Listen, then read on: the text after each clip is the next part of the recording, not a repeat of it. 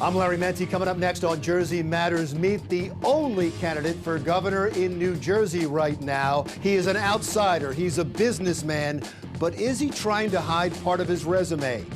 Also, finding meaningful work for young people with disabilities. Those stories and much more because Jersey Matters.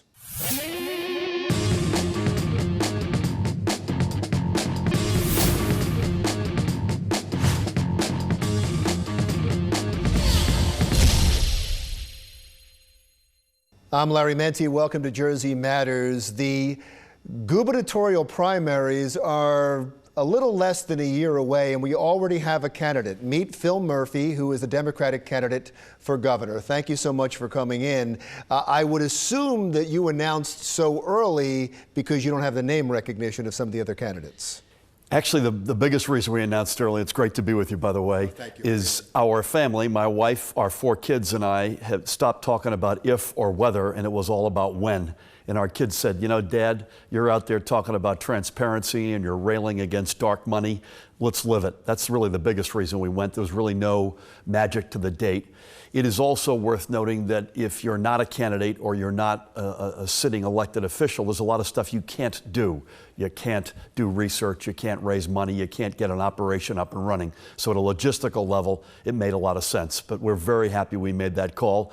We've been out there now for a bunch of weeks and it feels good. All right, let's back up for a second and tell people who you are and why you should be governor. Who I am, I grew up middle class on a good day.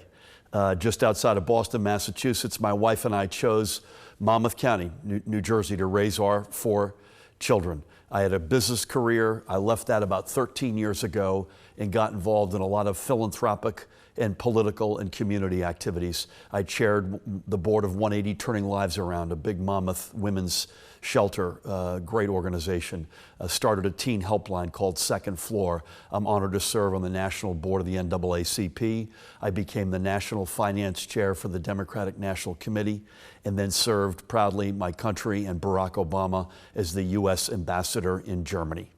We came back from Germany and started really considering next moves and really thought this decision through, Larry, for over 2 years. As it relates to why me, I say with humility, I think the next governor of this state has to have a couple of essential attributes. One is they've got to understand how you build and propel a sophisticated economy in the 21st century. I think I've got those skills. And secondly, I think more importantly, we need a governor who's prepared to make decisions based on what's best for the next generation and not what's best for his next election. So I say with humility, I think I match up well with both of those requirements, and we decided to get into this. It was fascinating when you described, when you talked about your experience and who you were, you skipped over Goldman Sachs. You didn't mention them. You said it was a business career. Yep. Does Goldman Sachs, your experience with Goldman Sachs, does that hurt you or help you? I think it cuts both ways, and I don't try to dodge that for 1 second. So when I talk about a business career, I mean it in the biggest holistic sense, seeing how jobs are created, dealing with rating agencies. I actually worked around the world, so I've seen how it works not only in the U.S., but in Europe and in Asia. Goldman kind of cuts both ways. At one level, it's kind of one of the boogeymen on Wall Street. It's the firm that one of the firms that people look to and say, oh, those guys. On the other hand, I've learned a lot of technical skills that I think are quite relevant to the job at hand, which is to get this economy back on its feet. It's flat as a pancake, and it's an unfair economy to boot. We got to get this thing propelled, get it up and running, grow that pie, but also make sure everybody gets a slice of the pie, and that's what we're also missing. When it comes to Goldman Sachs, what hurts you more, the fact that John Corzine was with Goldman Sachs, or the fact that Bernie Sanders railed against Goldman Sachs? Probably the latter at the moment. I've known John for over 30 years.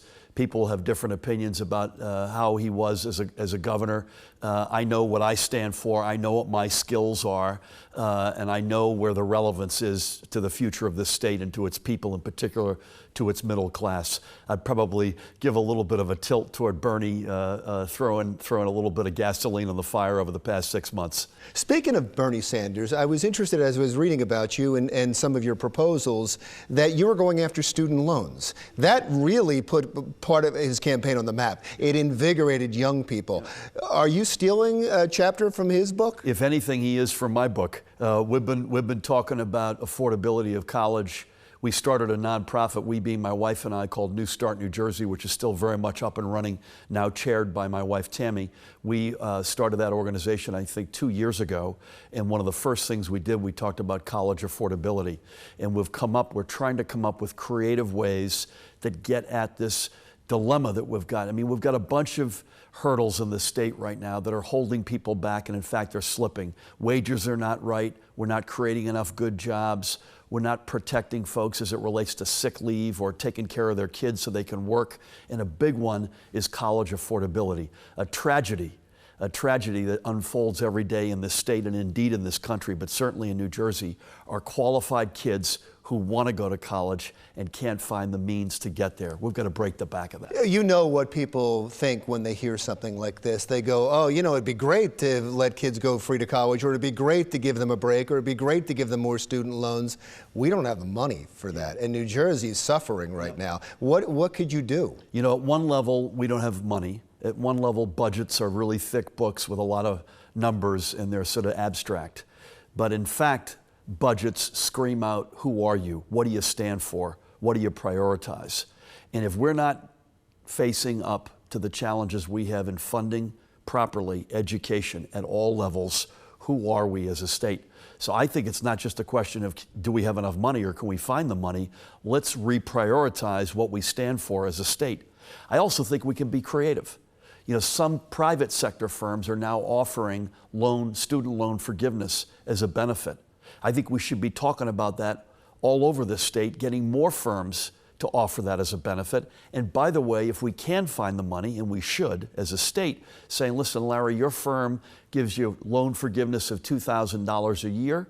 What if we said you lived in New Jersey, we'll match it 50%, and if you lived and worked in New Jersey, we'll match it 100%. So you then get the private sector stepping in for part of that load. So I think we not only have to find the money and be creative and put our priorities right, but let's also try to find, as I say, sources that we might not be looking for. And tax incentives for those who give loan forgiveness? I think we have to have everything on the table. So I think if you treat loan forgiveness, student loan forgiveness, as a benefit, it should be treated the same way as other benefits are treated. Well, speaking of taxes, we're going to have to take a break, but when we come back, it is the #1 problem. It's on everybody's mind, especially this gas tax right now, but other taxes as well, and also school funding and pension reform, when we continue our conversation with Phil Murphy, Democratic candidate for governor in New Jersey.